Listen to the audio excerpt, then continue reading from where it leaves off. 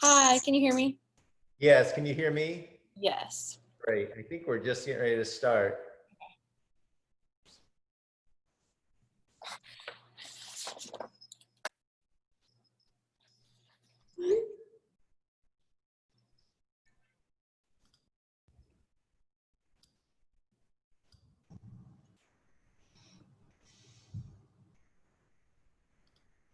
Hi, everybody.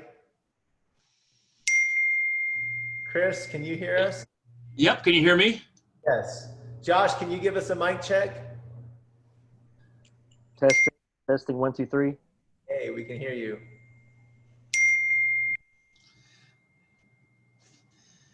I think we're going to give folks just a minute here to join. We had a COVID health-related webinar happening in South Arkansas tonight in Monticello, and we couldn't start this one until that one ended. So we just rushed a couple of doctors and a nurse off of Zoom. Well, I thought you were going to say you had a COVID health emergency, so I guess it's better. No. No one near and dear has COVID to our knowledge. No, we're educating people about how to keep it that way. Good.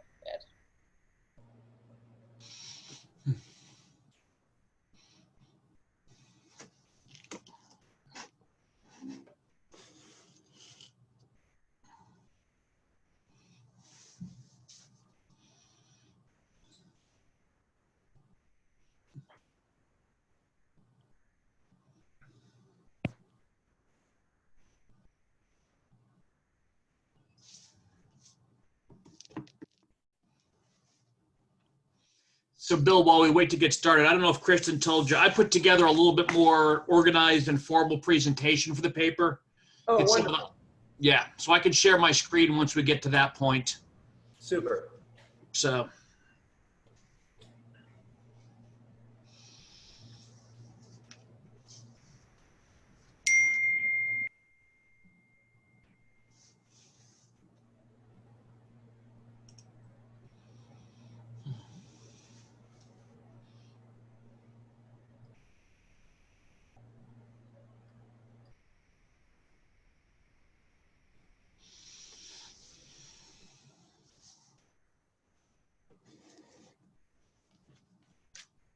While we're waiting, Chris, why don't we just start by doing some background a little bit, and if we could, so everybody that's viewing, first of all, if you've already tuned in, thank you, and we'll say some of this again as we really get rolling. We're giving folks another few minutes to join, but tonight we're honored to have Chris Hausnick, who is a political science professor at Arkansas Tech, who's one of the authors of the paper. And he's going to do this. Chris, you're really dark. I don't know if you have a light in your room that you could I do. brighten your lovely face up for us a little bit. Ah, much better. We can see you. My lamp seemed, I think my lamp is dying. That's okay. We appreciate you. So why don't you just give us a little bit of background about yourself while we're waiting? Okay. How are you qualified to do this report, Chris? How am I qualified? I teach a lot of American government. I am a political scientist. I earned my PhD from Penn State in 2005. I came to Arkansas Tech in fall of 2009. And part of my first field is international relations, but my second field is American politics. And as for teaching at Arkansas Tech, half my load is American government. And one of the things, there's the old axiom that all politics is local, is a really important one for teaching, a bunch of 18-year-olds from Arkansas why we care about the Congress or why we care about media and things like that. So you wind up getting accidental subject matter expertise in topics. Like one, for instance, is I've done a lot of the Pope County casino stuff. I've appeared on Arkansas Week, things like that over the last 2 years. But a big part of American politics is redistricting. I worked for in grad school, an American politics expert by the name of William Bianco. He's sort of a big Congress expert of this generation. ideas of redistricting, things like that, are always important. Additionally, Patrick Hagee, my co-author, and our offices are right near one another, and whether it's American politics or world politics, geography matters. If you're from Arkansas, about the digital divide. The farther south from I-30 you get, the harder it is to get internet, especially high-speed internet, things of that nature. But geography explains a lot of things in politics, whether it's in Arkansas or the world. So we put our brains together, and even through the COVID and social distancing and everything else, we got it done. So that's great. Thank you for doing the report, and it has been a process doing this with COVID and everything. yes. Also with us, we have Bonnie Miller from the president of the Arkansas League of Women Voters, and Bonnie, your organization has been pushing a ballot measure to change the way Arkansas does redistricting. Correct. Yes, Okay. you may have heard about our work.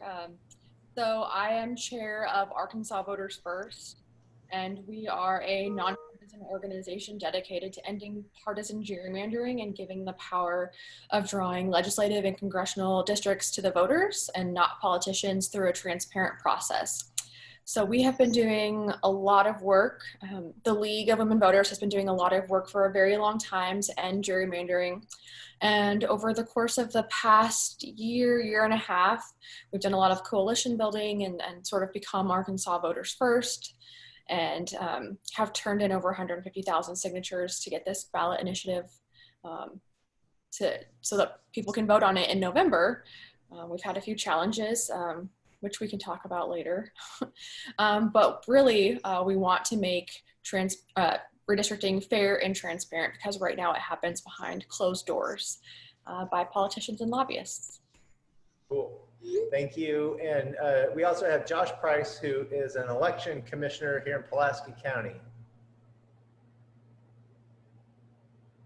Yes, hi, Bill. Can you hear me all right?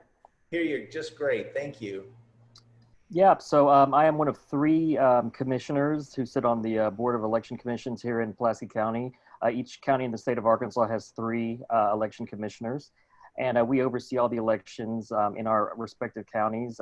We also do have a little bit of power, I guess you would say, to approve redistricting in our counties.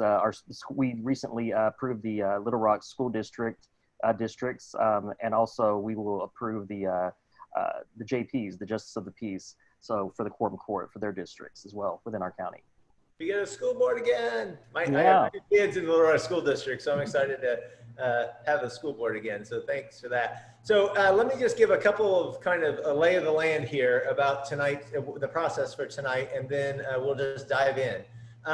So we're going to start tonight by having, I guess I should call you Dr. Hausnick and not Chris, but Dr. Hausnick is going to do an overview of the paper that they just produced, which really looked at how Arkansas does redistricting, highlights some of the things that make us unique about that as compared to the rest of the country, highlights some challenges that come out of the way that we do it, and then details some examples from other states that they've used to reform their redistricting process and address some of those challenges.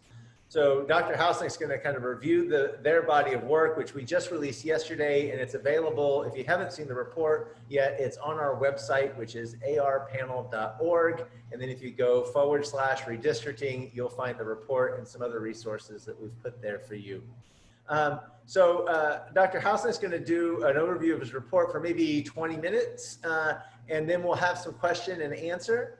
And if you have a question, if you're watching on Zoom, you can put that in. There's a Q&A box at the bottom of the Zoom screen. And if you're watching on Facebook, then you can just put your questions into the comments field there, and we'll get those questions and we'll ask either Dr. Hausnick or one of our other panelists. After Dr. Hausnick does the review of the paper, then we're going to have a more open conversation with Josh and Bonnie and Chris. If you can stick around, that's great. But if you got to go, we understand too, because we might start to get into a little bit of more opinionated views on how we feel about the ballot measure. The report, you should know, does not endorse the ballot measure or really even address it at all. It really just looks at how things are done now and how things are done in other states, and it's a very even-handed level view. And we thought it was really important to just provide some basic education about the process. So those are a few rules of the road. I'm going to also I should step back for a moment and just tell you a little bit about who you're watching and why we're here. So my name is Bill Kopsky. I'm the director at the Arkansas Public Policy Panel and also at the Citizens First Congress. The panel is a social justice, social and economic justice organizing group that really focuses on helping people get involved in the political process, organizing local communities, and then helping communities sort of develop agendas for change and bring that the change that they want either to their city level or in coalition at the state level. At the state level, we have a coalition called the Arkansas Citizens First Congress. It's a coalition of over 60 organizations, and we advocate on civil rights, election reform, education, economic justice, and public health issues at the legislature. And our members elect our agenda, and they have voted to endorse the redistricting ballot measure that's hopefully going to be on the ballot this year. And it's definitely a big concern of ours. So redistricting to us is vital because it's really how the state determines who has what kind of political voice. And Chris is going to talk a lot more about how they do that in redistricting, but there's a stake in how the state does redistricting. Some communities in Arkansas are already split up into kind of crazy district lines. Some people are cut out of the political process, and we know in Arkansas, a lot of folks feel cut out of the political process. And so making sure that we have a fair and transparent process so everyone feels like their voice is heard is really important. There's huge stakes in the way we redistrict for racial equity. Arkansas has a pretty segregated African-American population and a very rapidly growing Latino or Latinx and other immigrant population. And we need to make sure that those voices all have fair representation in our process, which again ties back to redistricting. And all of the redistricting that we're going to talk about tonight is anchored in the census. And the census is happening right now. And I can tell you that Arkansas's numbers in the census do not look good. And so if you haven't taken the census yet, please do it. You can do it online, you can do it by phone, and maybe we'll share some information about how you can do that before the end of tonight's call.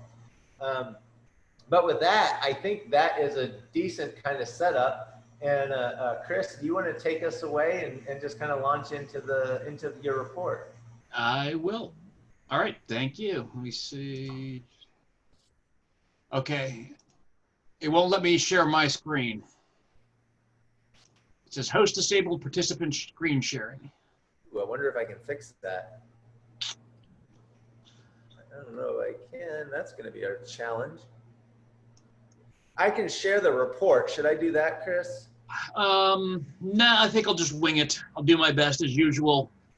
Welcome to technological issues. But yes, Bill's, our paper is called Redistricting and Gerrymandering in Arkansas. My co-author and I have been sort of writing on this because, as Bill mentioned, redistricting is already underway here in Arkansas because redistricting really is a three-step process. It starts with the census, which is ongoing, as we all well know right now. Once the census is complete, early next year or late this year, depending on how the census goes, they go through a second brief mathematical phase called reapportionment, where they just take your total population and, in the case of Arkansas House, you divide by 100 to give yourselves a approximate value for the number of people who have to be in a House district, and they divide that population by 35 for the Senate. We estimate that the average House district will grow in Arkansas probably by a little over 1,000 people, and the average Senate district by about 3,500. What happens once you have the new numbers calculated out is you have to redraw district lines based on population movements. Hey, You know, Chris, can I interrupt you for 1 second? yes. I think we have the technology fixed. If you'll try, you should see a green share screen button at the bottom of your screen now. I'm sorry. I got it. Hey, There we go. I would take credit that that was all my team in the background. So thank you guys. But yeah, and there you can see our table that, you know, Arkansas's population's grown, you know, a modest amount, but redistricting takes into account the shift of population. Southern Arkansas, the Delta regions have stagnant populations, but you've seen a lot of growth in Central Arkansas, Conway, a little bit here in Russellville, but especially Northwest Arkansas. So that's you have to draw new district lines to maintain that same ideal population. Now, anytime you draw new district lines for any reason, there is the potential for gerrymandering to occur. So what is gerrymandering? It is the intentional drawing of legislative district lines in order to advantage one group or disadvantage another. It's basically playing unfair. There's a lot of, in American politics, the rules mattered almost as much as what you want to argue policy on. You know, deciding how to decide is a key idea, and you can highly influence who gets elected, who participates by changing some lines on a election map. Now, gerrymandering broadly falls into three forms. The one you hear most about is partisan gerrymandering. This is where political parties want to favor themselves and disadvantage their opponents. The second is racial gerrymandering. This is where districts are drawn to either advantage or disadvantage certain racial groups. Last but not least is a unique and weird one called bipartisan gerrymandering. This is one where the parties decide we're going to work together to protect our incumbents. An example of this I looked up. I'm originally from Pennsylvania, and when they were redistricting in 2010, they knew they were losing one congressional district. An incumbent, a Congressman John Murtha, had passed, big name in the House of Representatives. He had passed away. So the Republicans and Democrats kind of just decided that his district would no longer exist. Nobody would have to fight one another for redistricting. And Chris, you know, and interesting on the bipartisan gerrymandering, there's a lot of folks in 2010 who felt like the Arkansas governor and attorney general were kinder to some. They wanted, frankly, more partisan gerrymandering than what we had, and they felt like there was some bipartisan gerrymandering to protect some incumbents in 2010. There was never a legal challenge about it. There were certainly whispers at the Capitol about it. Well, there is certainly some of that goes on, and I'll talk about that with some of the strange shapes you do get for Arkansas districts. But here are some of the famous national examples of gerrymandering. In the upper left is the former North Carolina 4th District that was gerrymandered by the Republican Party of North Carolina to pack as many African-American voters into one district. And you can notice here in the left corner, you get some very narrow spots, some, you know, strange shapes, things of that nature. Basically, the goal, North Carolina had 13 House seats. They wanted to put African Americans solely into, I think it was 2 or 3. This was declared unconstitutional. Now, this is where, this is all examples of racial gerrymandering. Illinois has 2 of the weirdest districts. The 4th district, which you see on the left here, which is this C shape, and the 7th district, which you see on the right, which, I don't even know what kind of shape that is. The reason I bring them up is because they actually fit into each other. These are intentionally racially gerrymandered districts, but these are protected and constitutional racially gerrymandered. Something about the Illinois Constitution allows them to put racial considerations higher, and they have a historic legacy of not electing minorities to Congress. So with those 2 things, these districts, I believe the 7th is the African American Congressional District, and the 4th is the Hispanic American Congressional District. Well, a lot of that revolves on Illinois constitutional law. Again, a lot of this gets to what does your constitution say? And I'll bring that up here in a little bit as well. Here in Arkansas, though, there are some unorthodox shapes. I think funky was the word I used earlier. For instance, on the left side here, this is the Arkansas 25th Senate District.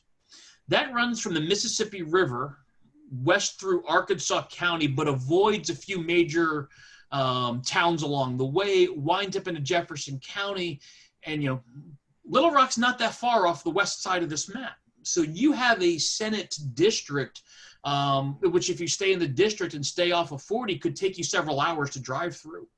As we'll talk about, this is not a configure, it touches part of Monroe County, Phillips, southern Arkansas County, northern Lincoln County.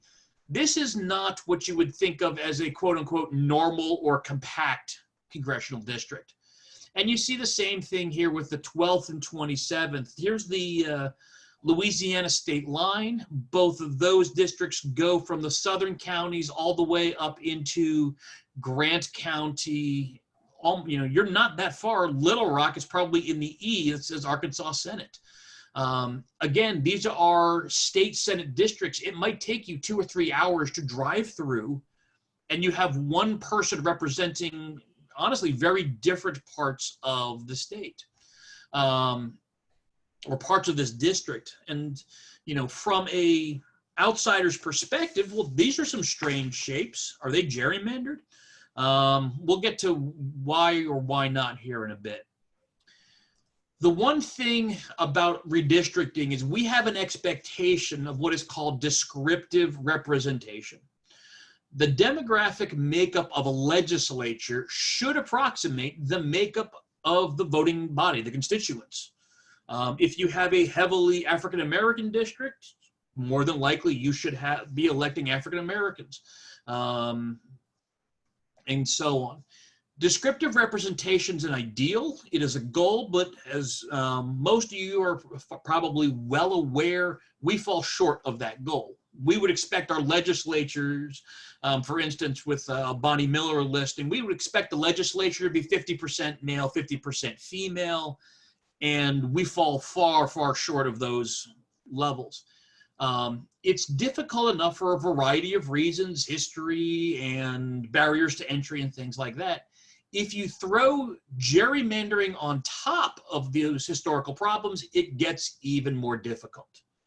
So the goal is true descriptive representation. We fall far short of that goal, but gerrymandering can make it difficult. So let me pause quick and ask, are there any questions at this point? We have none in the chat yet. Bonnie or Josh, do you guys have any comments or questions you want to add at this stage?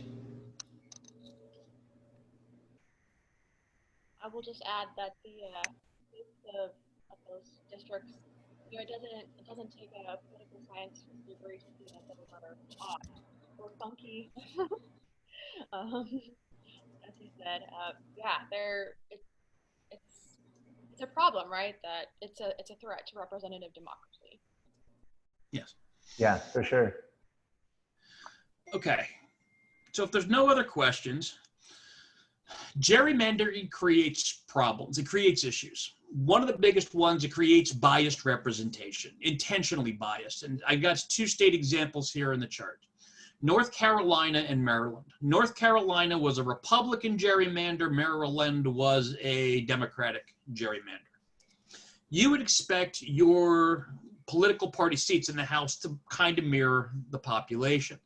If you notice, North Carolina in 2008 and 2016 is the purplest of purple states. 49.4 and 49.8%. That's a really even split between Democrats and Republicans. We would expect roughly 50% Republicans in the House. And we had that pretty close before North Carolina was gerrymandered in 2010 with 53.8%. But notice after, with the new North Carolina congressional, that number skyrockets to 76.9%. So half the state is not represented accurately. Maryland, again, it's about 2/3 Democrat, 1/3 Republican. But even still, you see, before they redistrict in the 2010, they had about 25% Republican seats, and after redistricting, drop to a mere 13.5, 1 in 8 or 1 in 9, if I remember correctly. So biased representation is a major effect of gerrymandering. Second is uncompetitive elections.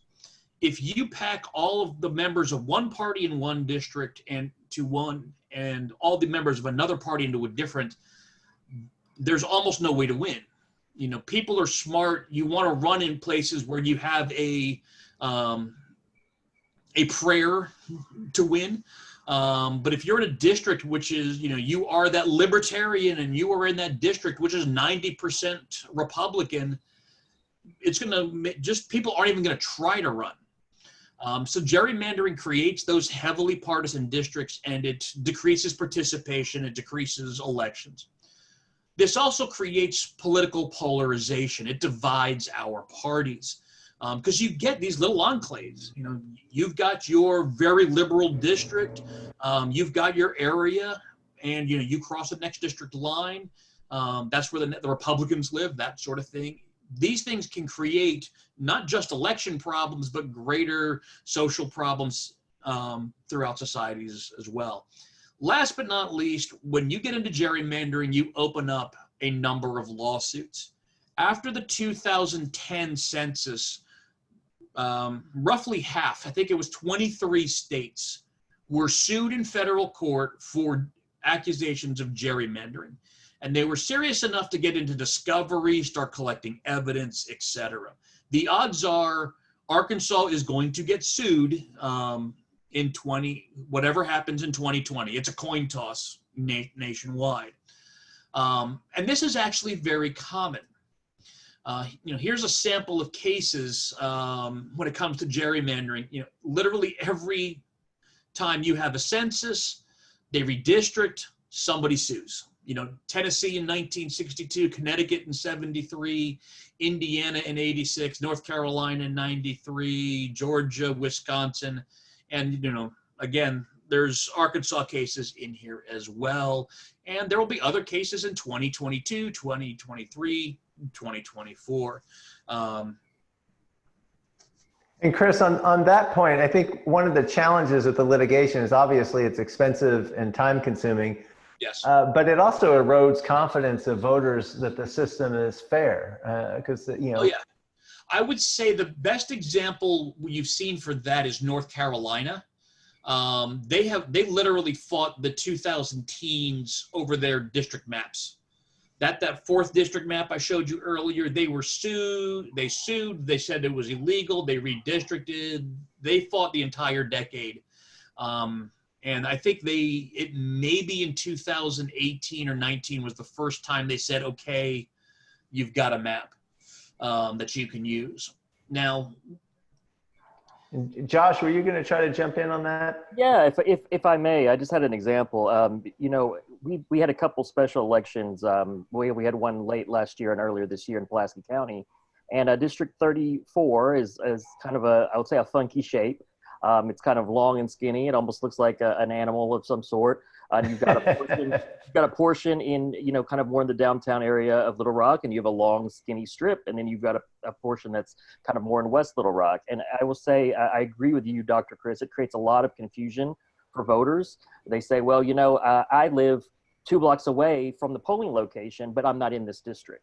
You know, they're like, well, this is where I vote all the time. Well, I'm sorry, you're not in this district. This is a special election. You know, even though you live 2 blocks away, or, you know, you're a block away, it's very disheartening for a lot of voters. They get confused, they get frustrated. They say, well, you know what? I don't know where the lines are. People are always changing them. I never know where I'm supposed to vote. So never mind. I'm not going to vote anymore moving forward. So it really does disenfranchise the voters when they feel like their vote doesn't count, and they feel confused by those different boundaries that are created that have those funky shapes. So I've seen it firsthand, and I completely agree with you. Mm-hmm. I agree. We've had the same. I use a lot of the Senate maps just because they're larger. You can actually see the contrast and how they divide some of the how some of the counties are divided by the Senate. It's really easy to visualize. The House has the same problems. And it can get, this is where I wish Patrick was here. He's the map expert. He can really dive down into what is there, what are they changing, et cetera, to understand why and how certain districts get their shapes and things like that. But I will say, one of the things that is the problem, why do we keep having all these cases, is because the U.S. Supreme Court has not established a legal standard for gerrymandering. Every time you have one of these cases, everybody like, oh, now we're finally going to get it. We're finally going to have the Supreme Court say how much is too much. When does redistricting become gerrymandering? The question is, and I think this is what Bill's has made, like, how much manipulation is too much manipulation? You know, is it 1%? Is it 5%? Is it 90%? The one funny one I always use, the Pennsylvania map, they said was so gerrymandered, it was mathematically impossible to be done by human hands, and it would take you 2 million attempts to make a more Republican map. That is clearly too far over the line. You know, but the U.S. Supreme Court will rule on the constitutionality of state legislative district maps. It will look at the North Carolina maps. It's been involved in Texas districts, et cetera. They'll say yes, no, but they've not articulated a legal doctrine. What are we looking for? Because that is actually, I think, the bigger problem.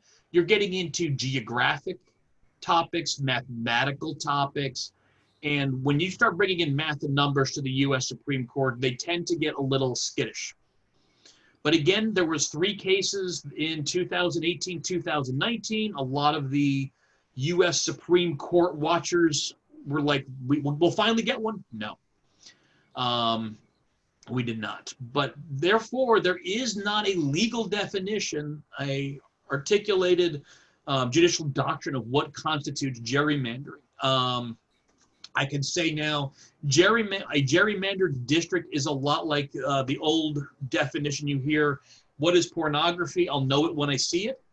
And when you start seeing in crazy shapes and things like that, that is when people start to think and wonder about, is this gerrymandered? But the courts, you know, again, have left us kind of in the lurch. If we can make the public associate gerrymandering and pornography, maybe we can finally do something about gerrymandering. So you'll be memorable. Chris, let me just jump in for 1 second. So you're watching a webinar with the Arkansas Public Policy Panel and Citizens First Congress about redistricting in Arkansas and gerrymandering. And if you have any questions, you can put them, if you're on the Zoom, in the Q&A box or the chat at the bottom of the Zoom. And if you're watching us on Facebook, you can leave them in the comments on Facebook, and we will come back and work your questions in.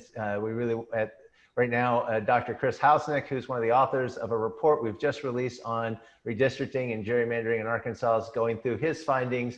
But at the end of his review of the report, we're going to really turn this into a conversation and want to bring your questions in then. So thanks very much. And with all of that said, Chris, I'm going to turn it back to you. Okay. So is there any questions on the legal debates, discussions about gerrymandering? I just got we did get a question in, but it works from a David. It works really, really well in the next slide. Oh, great. So I'll bring it up at that point, because this also gets into Joshua and his point as well from Pulaski County. All right. So the question comes up, how do the states redistrict? There are 3 broad methods. And as I said, every state's going to have their own little wrinkles and approaches and stuff like that. The first approach is redistricting is done by state legislatures. Those are the sort of the dark blue, and more than 30 states. They have a subcommittee who comes up with new maps. It moves through the legislative process. Many get signed off by the governor. Some others, the newer trend and new in political science is about the last 30 years or so, are these independent agents. When you have had really ugly battles, California is one that came up, Arizona is another, when the political parties are really just unable to come to a consensus on a new map, They've created an independent agency removed from the political process to come up with their own maps. Third order, and what is going out of style, are political commissions. Now, this is what Arkansas uses. Interestingly, the Arkansas Political Commission was a unique idea early in its founding. The idea of not having the governor themselves draw the new maps every decade was a novel idea. But the issue with Arkansas's political commission, it's really identical in approach from when it was founded to when it's still used today. And I think when we're talking about this, Arkansas's approach is unique, but unique not in a good way. It is really ripe for reform. Now, the Board of Apportionment is used for the Arkansas State Senate and Arkansas State House districts. The U.S. House is legislated by or approached by the Arkansas State Legislature as a whole. So they will figure out where the new places are, things of that, the new district lines here coming up in a few, this time next year when they come back into session. The Arkansas Judiciary, we got into late in the report, but they have their own, like Arkansas Judicial Redistricting Council. They are not necessarily tied to the census. We started to see a rabbit hole and we're like, this is a whole nother project that could be out there. Now, let me... We might do some follow-up on that. It seemed like a weird piece. So David and the chat, so I understand the election commissions in each county have the final say on a new district map, but who actually makes the decisions about how and where the changes will be made? That gets into the local district side of things. So at local districts, it can be the quorum courts, it can be election commissioners, school boards, et cetera. There's a county board of elections, city councils. Again, this one we started to get into, but our focus really was this board of apportionment model. And when you start getting into these local districts, there's just a lot of things that go on. Like one, and I think if Joshua might be able to talk to this as well, it matters. Do you have a mayor and city council model? Do you have a city manager model? And we got into it just a couple of weeks ago, and we were like, this is a whole nother project, but it's so down to the grain, and it doesn't necessarily tie back to the Board of Apportionment. So Chris, just so we can be clear, so David, on the state legislative, on the congressional level and the state legislative level, the election commission has no say at all. And on the judiciary, it's really at the local level. In some cases, the local election commissions are going to have a role, and in other cases, they won't. That's the bottom line answer. Yeah. Yeah, and I have something to add. So I mentioned earlier, of course, we had Little Rock School District. So when the election commission, the Pulaski County Election Commission did approve those districts. However, it was presented to us by the Division of Elementary and Secondary Education. So they had already had this complete report with their districts all mapped out, and they had information from GIS. So we were really just the final kind of stamp of approval on a plan that had already gone through multiple agencies and iterations and been approved by other folks before it got to us. So again, we didn't sit down and kind of look at it and say, hey, I think we should move this district here, move this district there. It was more like, all right, this is what has been presented to us. Look, we asked our questions, they answered them, and then we just basically signed off on it. Mm-hmm. Yeah. So I hope that answers David's question a little bit more, that it's not just one group that's just sitting down. Well, for us anyway, it wasn't just one. It wasn't like 3 election commissioners just sat down and said, oh, let's just draw, Little Rock School District. There was already data and research and a report that had been given to us by that point. Thanks for the question, David. And again, I'll just remind everybody, if you're watching on Facebook, you can put questions in the comments on the live stream. And if you're with us on Zoom, there's a Q&A box where David left his question. There's also a chat box where you could leave it. And Chris, let's turn it back to you to keep. Can I ask a really quick question? Oh, yeah, Bonnie's got a question. Yay, Bonnie. So Josh, when it gets to you, when these maps get to you at this local level, and you said that you're reviewing it, what is that process actually like, and how long does that take? Well, they sent us the report several weeks before our meeting for us to look it over and then have any kind of questions prepared. And then they gave a presentation, and then we were able to ask our questions during that meeting, which was a public meeting. And then also, again, since it was open to the public, if there were any attendees there, they could also answer any questions. Well, it was public, but we did it via Zoom due to COVID-19. But of course, it was still in this kind of same format we have now over Facebook Live and YouTube. And then from there were no further questions, and we went ahead and approved it. Okay, so that all happens in the same meeting. Yes. When you approve it, okay. Yes. Again, we were they gave us the plan in advance so that we'd have any questions ready. And I think that's one of the concerns, is that sometimes a lot of the preliminary work is done in back rooms that we can't always see. And then, so Chris, let's turn it back to you. Bonnie might come back and hit on that point some more, I suspect. Well, I was going to say one thing, if you want to look for where some of this is not necessarily a back room, but now these days it's a computer lab. Right. Like I think Joshua brought up the magic word, it's GIS, global, geographic information systems, very detailed map making. My colleague teaches GIS, but one of the things that has happened is that 20 years ago, it was very, very limited access. 10 years ago, it was starting to get into the public. Effectively, we teach at Arkansas Tech, we teach 100 students a year how to use GIS software. This kind of ability to generate maps based on some criteria is much easier for individuals to do. To be able to produce their own versions and changes and things of that nature. So that's, if you want to follow, instead of following the money trail, follow the map maker trail. Back to those agencies, like you said, hey, here's your, somebody somewhere drew those new school board lines in Pulaski County. Find that person.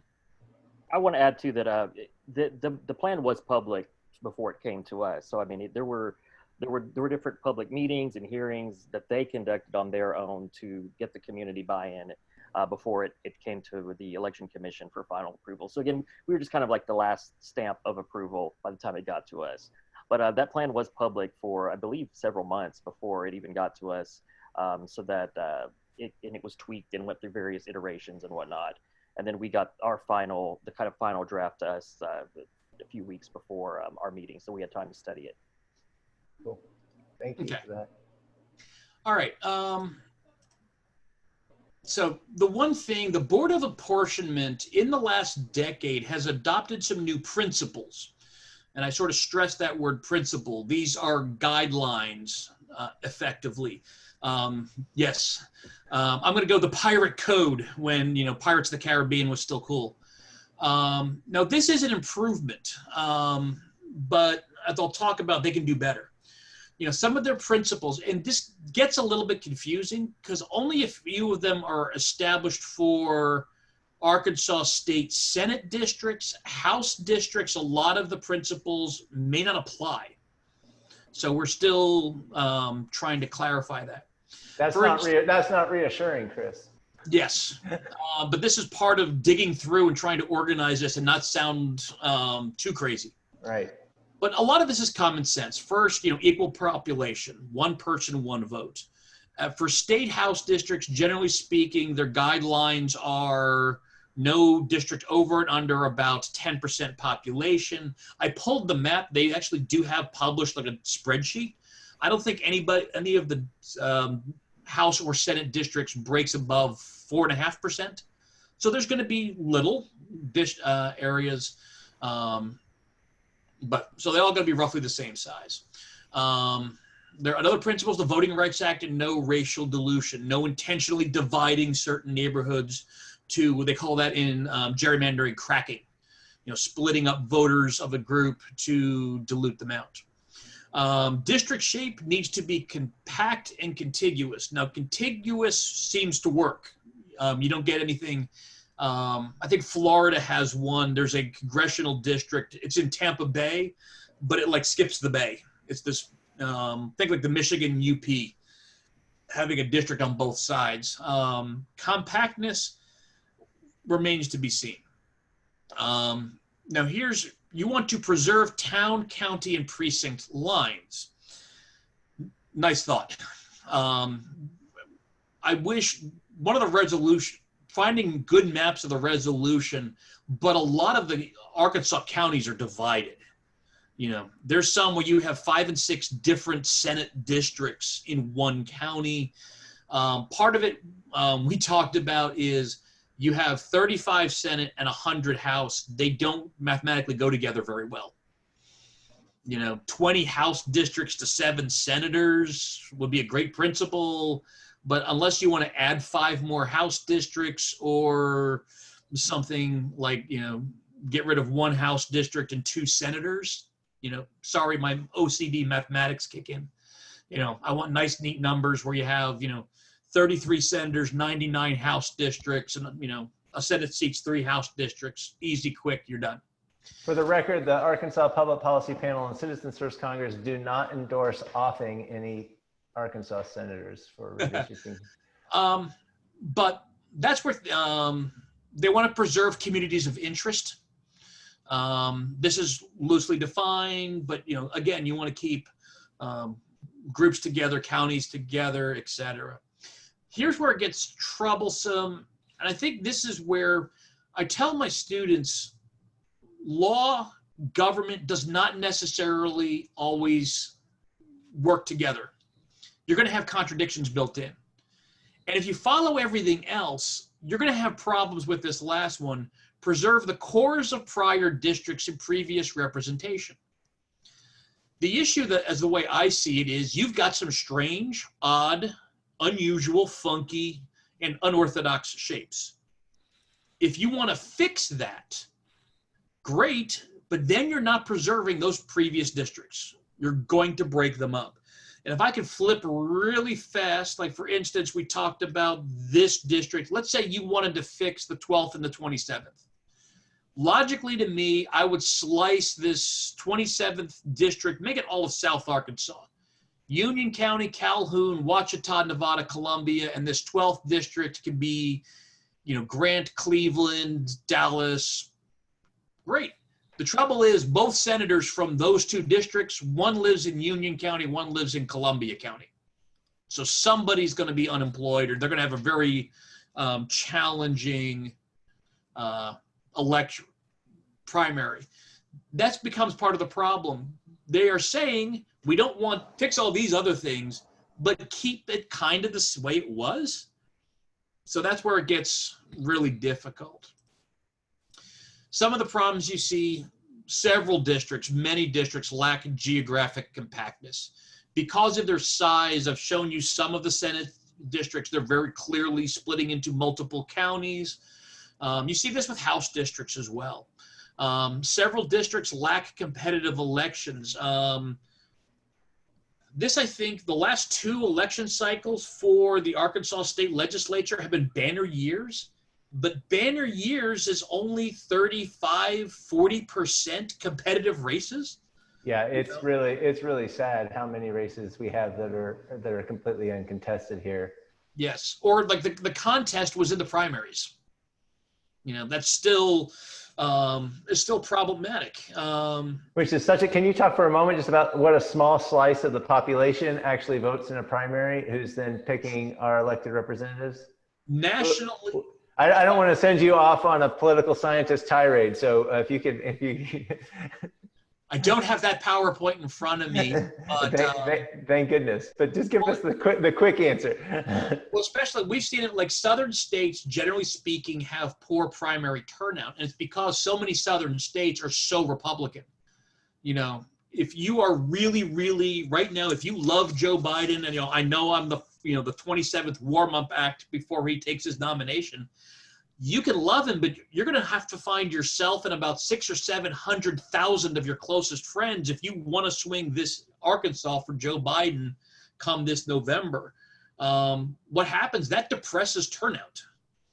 When you've got a condition where either candidate, Democrat or Republican, has a chance to win, more people show up. Like in Arkansas, the 2nd congressional district, French Hill, that is a very competitive race. Whereas, you know, you see, what is it? You know, Tom Cotton. He's running against Arkansas Senator Joyce Elliott. Yes. But, you know, he won re-election, was it 52-48 2 years ago? It was fairly close. That is a good example of you're going to have higher turnout because it's competitive, because a Democrat can defeat and unseat a Republican. Whereas when you look at, you know, Congressman Womack, he's winning 65-70% of the vote if he goes against another, you know, a Democratic challenger. So why bother? Why waste a few $100,000 when you know you're going to lose? So Chris, your point here is, with kind of this slide, is that Arkansas's guidelines are pretty weak and subject to legal challenge, but they also aren't very well applied. And so we end up with very gerrymandered districts that don't end up looking like even the loose principles that we claim to adhere. Here's sort of my take to get a little bit. A lot of those principles have been put in place after the legal challenges of 2010's cycle. This is what they're going into the 2020 cycle with. But we can make changes to how they redistrict in a lot of ways before we get there. Another, you know, I think we're close to done.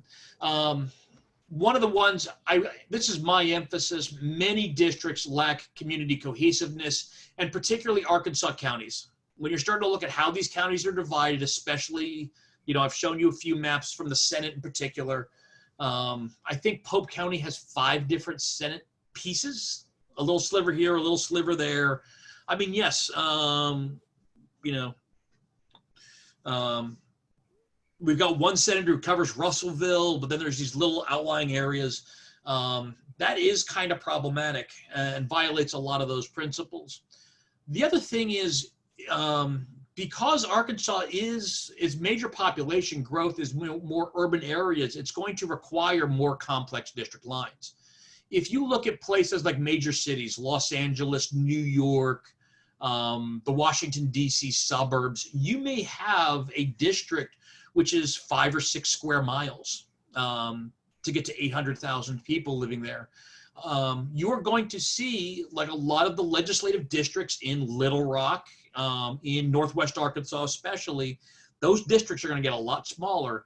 And that means some of your districts out in, you know, northern Arkansas, eastern Arkansas, southern Arkansas, et cetera, they're going to have to be larger to encompass more people. You may have a southern Arkansas House district, which covers 2 counties. And then you may have a northwest Arkansas district, which covers, say, 30 or 40 square miles. You know, just a very different approach that Arkansas is going to have to embrace with its changes. So there's a lot at stake for rural communities as we move forward, making sure that their voices are represented in how we do things. Oh, yes. And especially with the just the size, being able to communicate with political leadership, et cetera. When you get some of these, you know, like those Senate districts, you know, you have somebody with a 2 or 3 hour wide district. It's really hard for that person to represent everybody to the best of their ability. But, you know, Chris, I kind of want to keep an eye on the clock. And so I'm wondering if you could talk about the recommendations you have from other states, or you might be getting there right now anyway. That's why I'm going to just push along. Yes. Perfect. Great. The general trends. One is that more, as I said, 50 years ago, independent agencies were pretty well unheard of. About 10 states or so have created independent agencies for redistricting. Usually when it gets very contentious. Many of those independent agencies are then part of the legislative process. So they say the independent agency comes up with the maps, they hand it to the legislature, it goes through the legislative process, goes to the governor's desk. A key idea here is due process of law. That, with the current Arkansas approach, is questionable. You know, when you've got the governor, the secretary of state, and the state attorney general create this agency and they create the map, that doesn't have a whole lot of steps. There's, yes, but if you have an independent agency, it puts in another layer for a much longer process. Second, in particular, trend is almost all states are codifying and clarifying their redistricting criteria. What do they mean by compact? What do they mean by contiguous? Those things we talked about. And this is one of the key things. Apportionment principles are nice, but having it passed by the state legislature to say, we will read this, the Board of Apportionment will use these criteria as legislation, carries more weight of law than apportionment principles. And likewise, a constitutional amendment creating an independent agency and using certain criteria would have even more power than these apportionment principles as they exist. A key idea here is basically anybody who redistricts, increasingly, you have to show your work. How did you get to this map? And be prepared to present that to a judge under oath, under penalty of perjury. And the more things are codified, clarified, and ready to go before you start drawing lines, the better. But states have been placing this. I think one of the problems where Arkansas, we get into some serious Arkansas constitutional redesign questions. You know, we're already talking about redesigning their House, redesigning the Arkansas State Senate. This is a problem of having a part-time legislature. When your legislature's in effectively 4 months out of 2 years, comes back for some finances and goes again, states who have full-time legislatures who are there for the full 24-month span, they can make changes like this. They can pass it into law, where in Arkansas, our legislature at this point really cannot. But that is my presentation. I have a question, Dr. Hausnick. You were Okay. talking about competitive districts. Yes. And so your report showed, so we have one, this is a question, we have one competitive U.S. congressional district. Mm-hmm. So do you know what that looks like in the Senate and the House, about how many or the percentage of competitive and non-competitive districts that we have? For the state House and Senate, you mean, Bonnie? Yes. Yeah. State House and State Senate. When was I'm pulling from memory. I remember I did the research, I dug through it and looked it up. I think it was the 2018 midterm results. I remember doing some research on it for that election cycle. There was, because that was a banner year for competition, but that was still it was still under 50%. And I was being generous with, if you at least had competition in the primary, you know, basically there was 50% of Arkansas, you know, whoever was sitting in the seat already won. No primary challenge, no challenge, not even token general election challenge.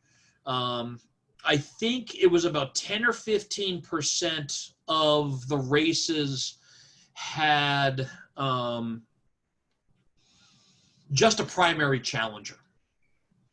You know, at least you're going to have, you know, if it's a very Republican district, Republican versus Republicans, to see if you want to keep that direction. I think it was about 1/3 of Arkansas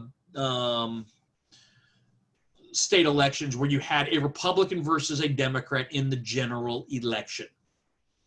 And that's, you know, questionable. You know, it definitely calls into question, you know, true functioning democracy. It is a democratic deficit that you see, that we could be doing better. So do you see a lot of districts where one party has over a 10-point advantage over the other?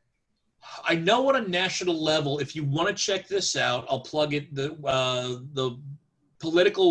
national political website, 538.com. Maybe about 3 years ago, they did what's called the Gerrymandering project.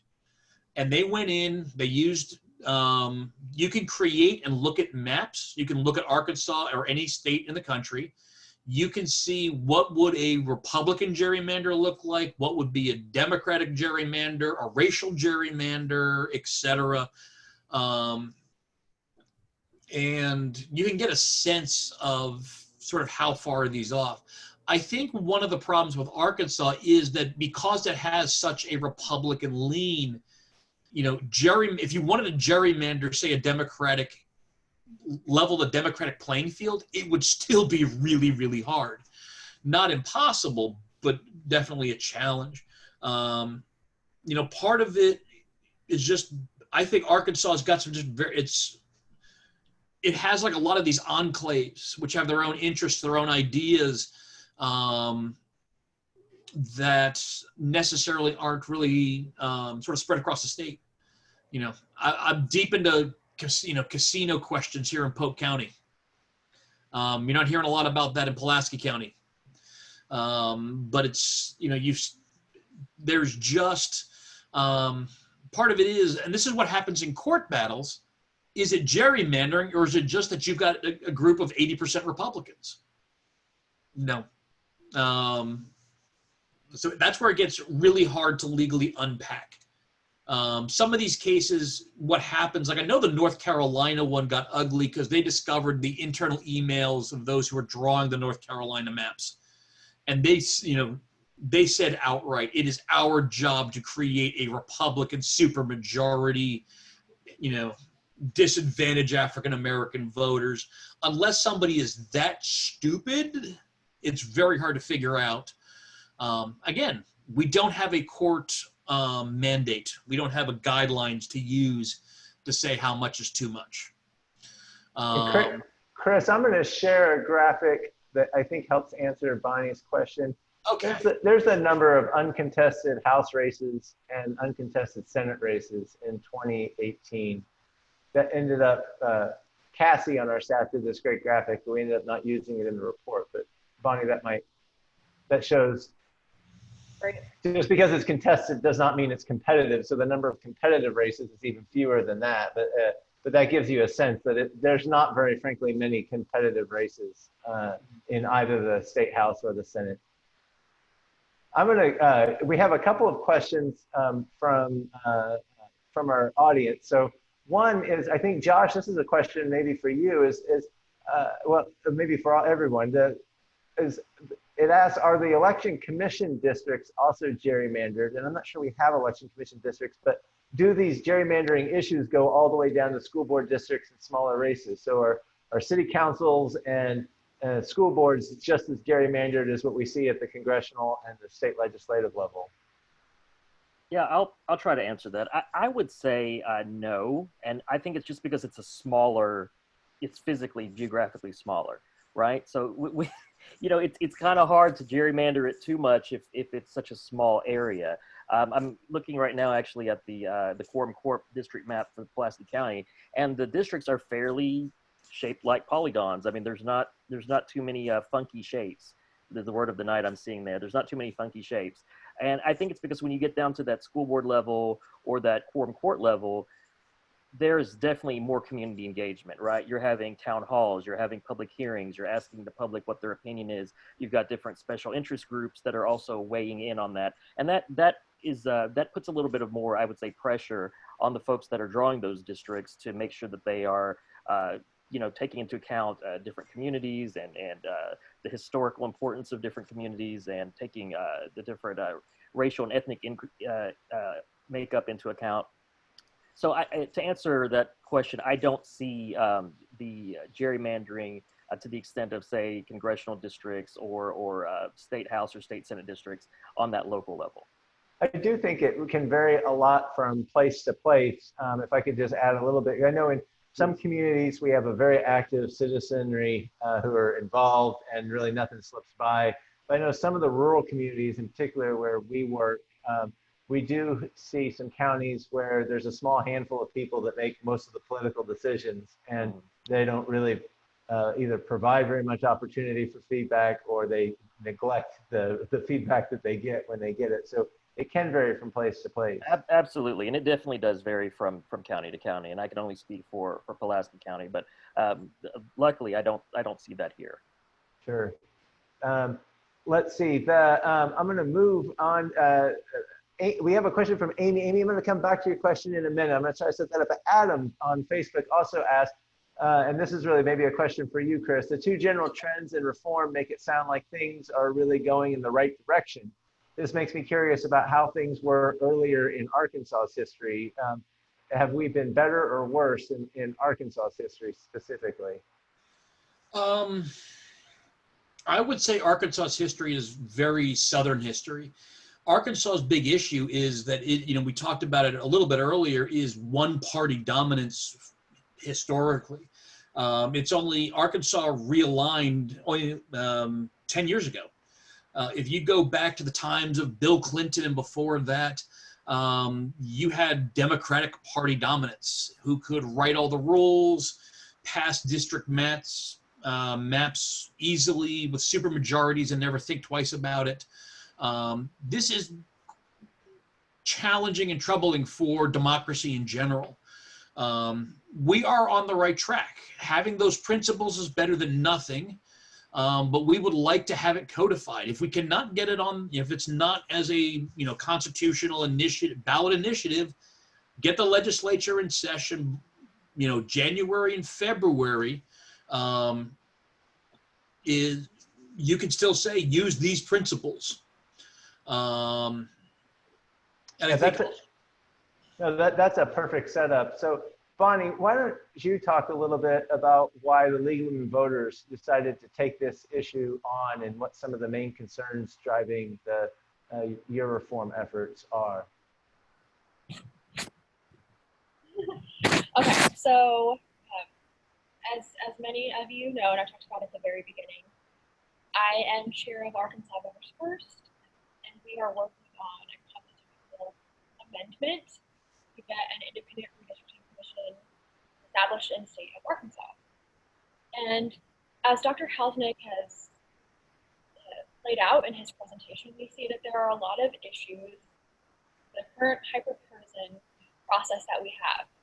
And there is just an inherent conflict that exists when politicians are drawing maps. They are drawing maps to protect themselves. And this happens in both parties. Democrats have done this, Republicans have done this. And it's an issue of the people being in power drawing lines. And what we want is to give this power to the voters of Arkansas. We know that a lot of Americans still don't have their voices heard in choosing our representatives, and politicians have robbed voters of their power by manipulating access to polls and gerrymandering districts at all levels of government. And what this does is really undermine representative democracy by allowing officials to select their voters rather than voters electing their officials. There's a very I don't think that people fully understand how much goes into these politicians drawing these maps. There's a very sophisticated machine and operation behind redistricting.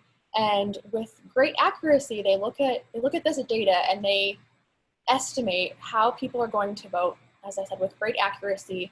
And so they just draw these lines to protect themselves, and it does not benefit constituents. It benefits incumbency. And so for the League of Women Voters, this has been a priority for us on a national level, on a state level, on a local level. Last year, when SCOTUS kicked this back to the states and put the onus on states to fix this problem, it was devastating for us, but we also saw this as an opportunity in our state to really tackle this issue. And we are— SCOTUS being the Supreme Court. Yes.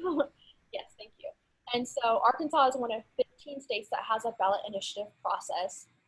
And so we decided that that's how we were going to try to tackle this issue. So that means that the citizens of Arkansas can put forward amendments and referendums to the people of Arkansas to vote on. It doesn't have to come from the legislature. And so having this process, we started this campaign, we started coalition building.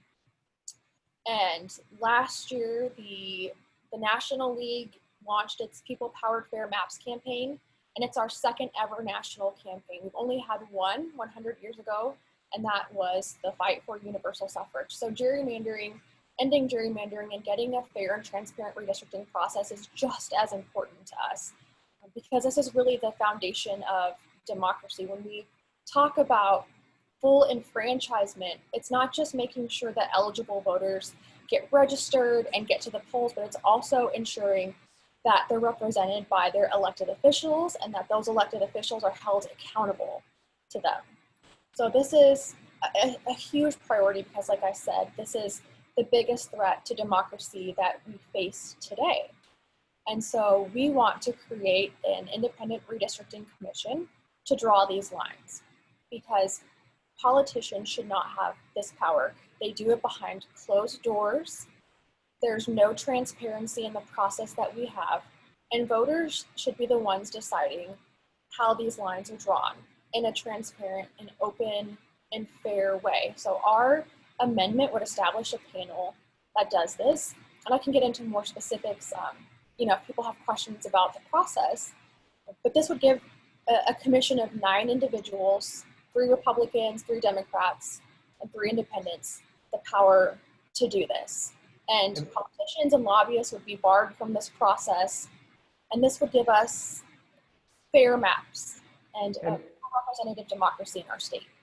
And Bonnie, I think you've addressed another issue that Chris and Patrick highlighted, which is I think the amendment also specifies some of these, codifies some of these other things like compact districts and keeping communities of interest together.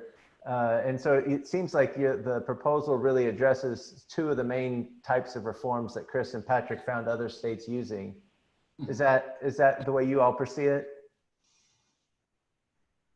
So I don't know if either of them will hop in. We do have criteria. We do have ranked criteria for our amendment so the ranked criteria, so the 5 criteria are to be contiguous, to follow federal laws, including the Voting Rights Act, not divide cities or counties except to meet population requirements, be compact, and to promote competition, which is so important.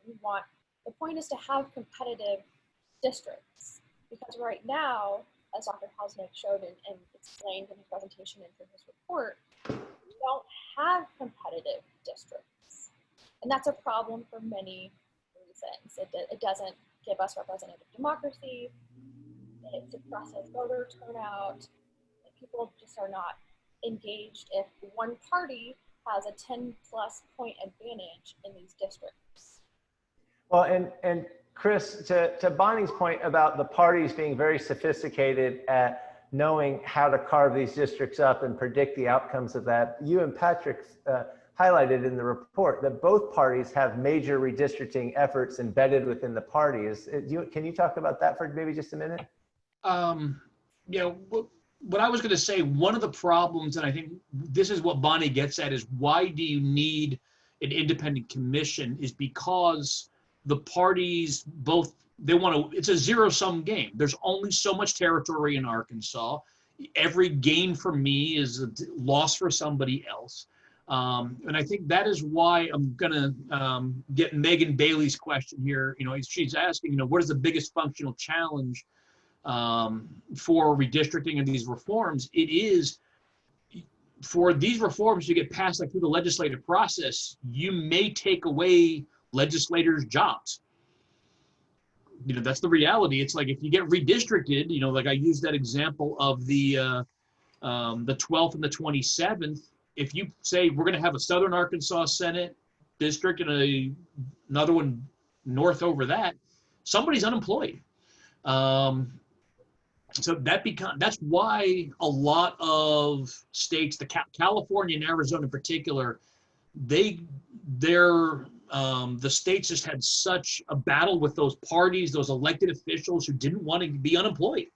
They didn't want to be thrown out of office or put into competitive primaries against one another.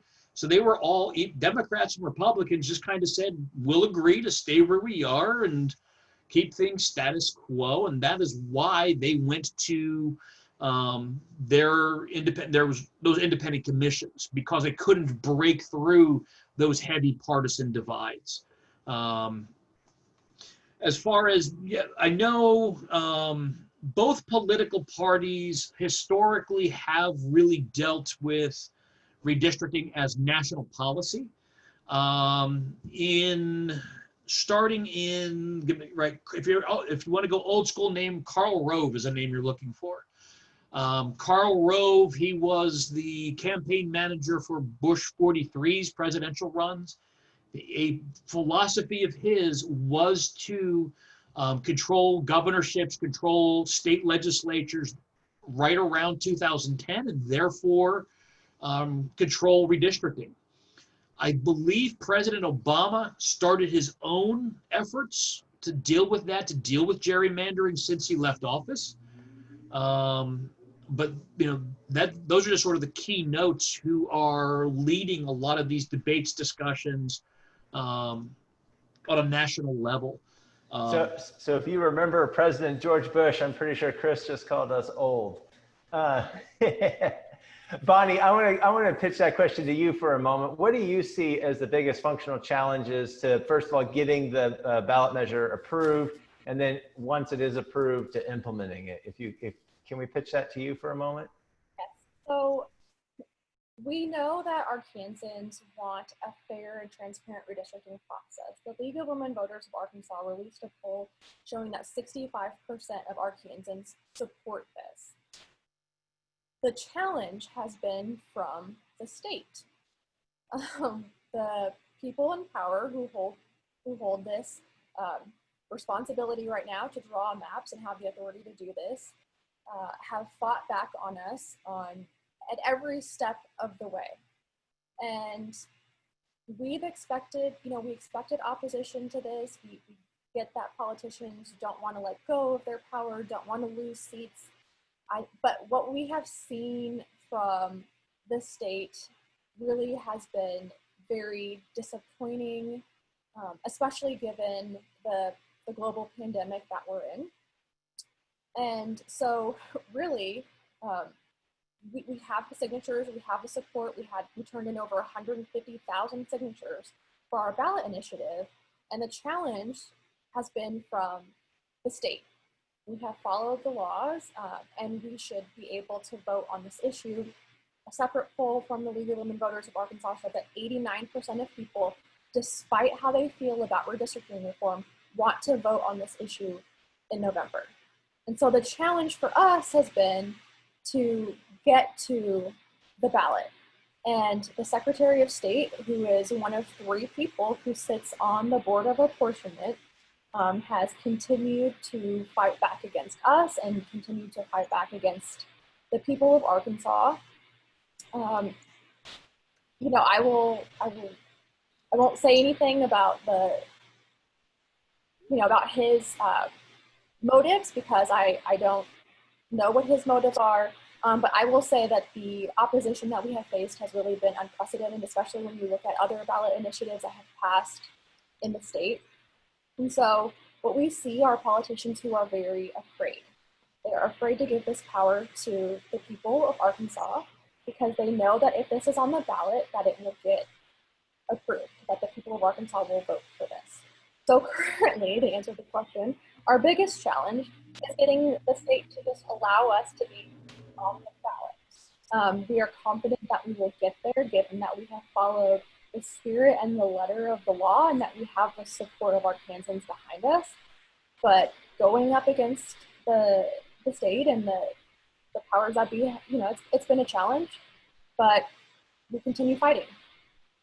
Josh, can I pitch to you and you're on an election commission. You're one of those officials that's going to be charged with implementing some of the changes that come from this. What do you see as some of the hurdles to taking a ballot measure like this gets approved in November, and then redistricting, assuming we have a good census, which is something we haven't talked enough about probably tonight, redistricting happens sometime late next year-ish. So how do you see the state legislature dealing with implementing this ballot measure?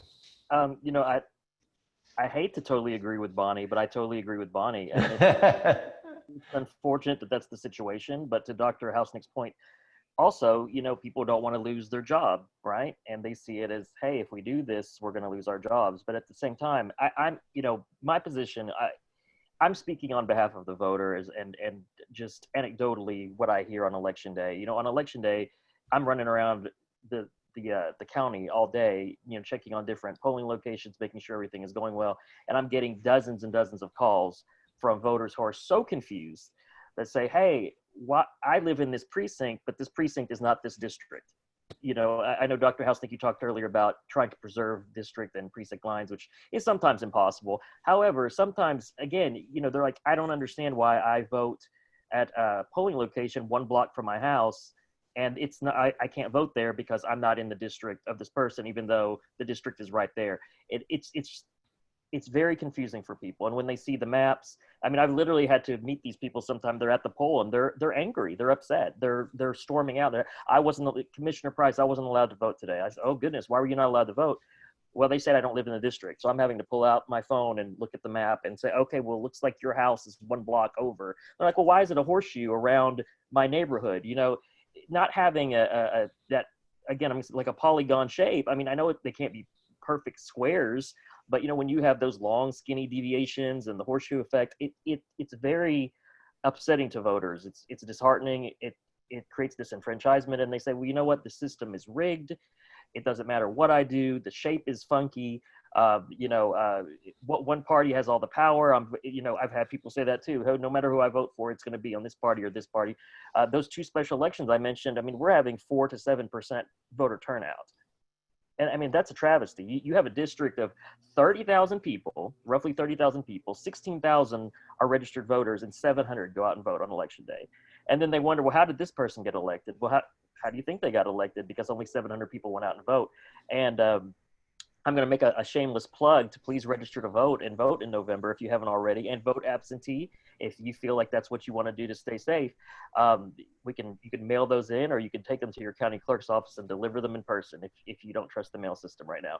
But the reason I say that is every vote really does matter. I mean, we've had elections that were tied, and it was 1 vote from overseas that ended up breaking the tie. We have elections where the margin is 20 people, 20 votes decide the election. So it's, you know, to Dr. Housenick's point, it becomes a thing where it's a very small group of people that are making these decisions, and it gets smaller and smaller. It's almost like a domino effect, because then you've got so many people that are disenfranchised, they don't even feel like their vote counts or their vote matters, so they don't vote. So now you have a smaller group of people that are making those decisions and electing those people that are in power, that are then drawing these districts. It's like a vicious cycle, really. So I don't know what the answer is. I don't know if there's a magic bullet for it, but I think that, you know, maybe some of the folks in power need to just do the right thing. And, you know, you can't make an omelet without breaking some eggs, right? You can't do what's right for the people and make that big change without a few people having to, I guess, be the casualties of war in their positions. But if it's the right thing to do to move the state forward, then isn't that what we should be doing? Yes. Yes, yeah. I will say that I do know what the answer is. And it is our amendment, giving the power to the people of Arkansas to do this, and entrusting them to protect communities of interest and draw their districts. That is the answer. And to your point, Josh, when you're talking about, you know, these districts that are so cut up, we know there's a town in Arkansas, Alpena. It has 392 people, and it has 3 separate Senate districts. That's just nuts. That is, I mean, those are clearly people dividing up a town to keep and maintain power. And I don't want politicians to use Arkansans in this political game. We're not pawns in a political game and in power grabs. It's just, it needs to end. It's been a bad practice for a very long time, and it shouldn't continue. And we have seen other states pass legislation like this and get independent redistricting commissions. That's the trend nationally, and that's where we're going. And that's what the people want. Yeah, Yeah, I agree too. A couple other just points. So one thing I need to say business-wise is, so we're down to maybe 6 more minutes. So if you have a question that you haven't had answered yet or haven't asked yet, please put it in the Q&A in the Zoom, or if you're watching on Facebook, leave it as a comment there and it'll get over to us, and we'll be sure to answer your questions as best we can. And on cue, we have another question. But before we get to that question, the one thing that I wanted just to take a moment is so much of this redistricting, and for it to happen fairly, counts on us doing some reforms like the report highlights other states doing and like the amendment does. But another thing is it's so dependent on an accurate census. And I know that we're really in trouble in Arkansas with our census because of COVID. Numbers are way below where they were 10 years ago. And so I don't know if one of you on the panel wants to speak about just sort of the importance of the census. And of course, the Trump administration moved the deadline from the census from the end of October to the end of September, taking 31 days away for census to be counting. So we really have just almost barely over a month left to get the count in. So I'd like to say something. Dr. Hausnick, would you like to go first? Oh, just briefly, I remember Governor Hutchinson, I think it was January or February, stressed how important getting an accurate census for the entire state of Arkansas was. His staff had estimated Arkansas, because of a poor 2010 census effort, loses hundreds of millions of dollars per year in federal grants, federal funds, because we, did not do that census correctly. Now we're in the middle of COVID, so that's going to make things, just more difficult, that we really do need to encourage people to fill out the census and get an accurate number. But go ahead, Joshua. No, that was to your point. I read that statistic that said for every person not counted, that's $3,000 in federal funding that doesn't go to your city or your community. So, I mean, you do the math, that multiplies pretty quickly. If 100 people don't fill out the census in your community, you're out $300,000. That's $300,000 in aid and grants and funding that could go towards schools and roads and parks and hospitals, and you're just missing out. And as someone who I'm Asian American, my mom is an immigrant from the Philippines, I can say that representation does matter. And when you have immigrant communities, especially that are not filling out the census, they have a lower chance to fill out the census, then they're not being counted properly, right? And then you move into gerrymandering, where those communities are being broken up and fractured even more, so you're even having less representation now on the state level. So it's again, it's a domino effect. And I think it all starts with filling out the census, registering to vote, make your voice heard. Because at the end of the day, the people are the ones making the decisions for themselves, right? In our state, not this oligarchy where it's controlled by a few. Well, and Josh, I'm going to just echo that point one point further, which is if you look at the communities in Arkansas and what their percentage of participation in the census so far is, it is the more urban areas that are having a higher percentage of people participating in the census. Rural areas have lower participation. And there's also a wealth disparity between wealthier communities have higher participation in the census. So what that means is that wealthier and more urban areas are going to get more resources, like what Dr. Hausnick was saying, but they're also going to get more political representation as legislative districts are taken away from rural and low-income areas who didn't participate as much in the census and shifted to those urban and wealthier areas that are. It's not set in stone yet. It really depends on getting folks out to count. But in terms of your political voice and as well as resources for the things that you care about in your community, it's just absolutely essential. I think we're going to end with this question, and Bonnie, I'm going to pitch this to you, which is, we have Mary and Debbie both asking similar questions, and so I'm going to kind of summarize both of them. If you are a supporter of the petition and you're worried about the outcome of this case, who do you call? What can you do to be helpful right now, other than just sitting on your hands and waiting for the court nervously? I love this question. I also want to follow up on what you all were saying about the census.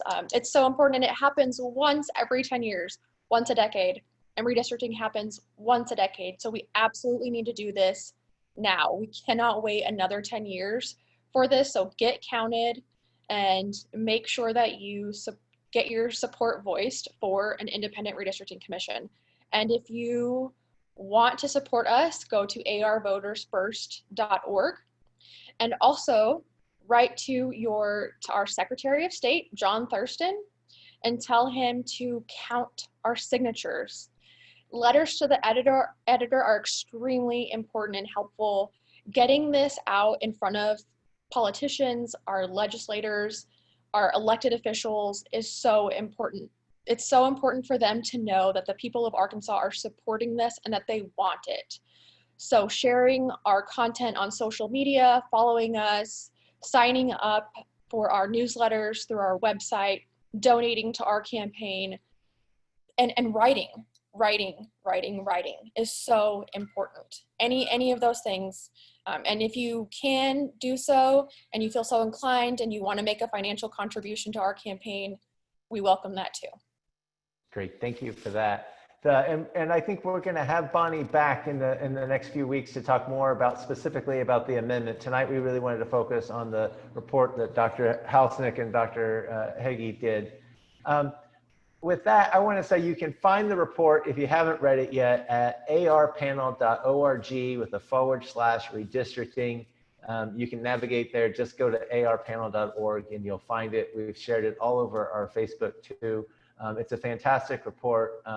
We really appreciate Dr. Hagee being with us tonight and for writing the report. Dr. Hagee wasn't with us tonight. Dr. Halsnick for being with us tonight for writing the report, and Dr. Hagee for also working on the report. Is there any last comments from any of you? Chris, do you have anything last thing you want to give us a good night, deep thought from a political scientist? Good night, deep thought from a political scientist. Just, be engaged with these sort of issues. I think both Bonnie and Joshua brought it up. These are important things that will affect your political fortunes.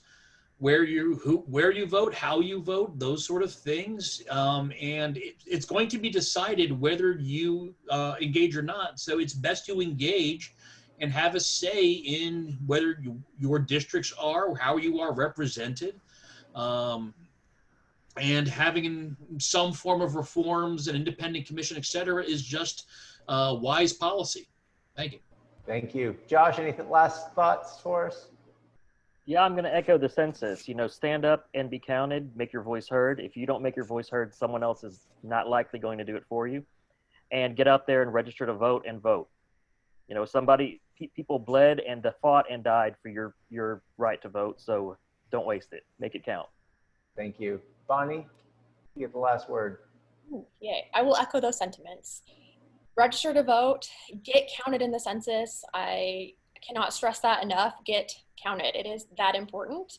And support Arkansas Voters First. Find us at arvotersfirst.org, find us on Facebook, and also support your local and state League of Women Voters, because we do a lot of fantastic work for the voters of Arkansas. So anything that you can do to support our organizations, just even, like I said, sharing our content on social media is extremely helpful. And write those letters and let the Secretary of State know that you want this amendment on the ballot in November. Thank you very much. And so thank you to all of our panelists tonight, and thanks to everybody who is watching. The recording of this will be on our Facebook page, and we'll probably get to our webpage by tomorrow. So have a great night. Thank you once again. Good night, y'all. Thank you all.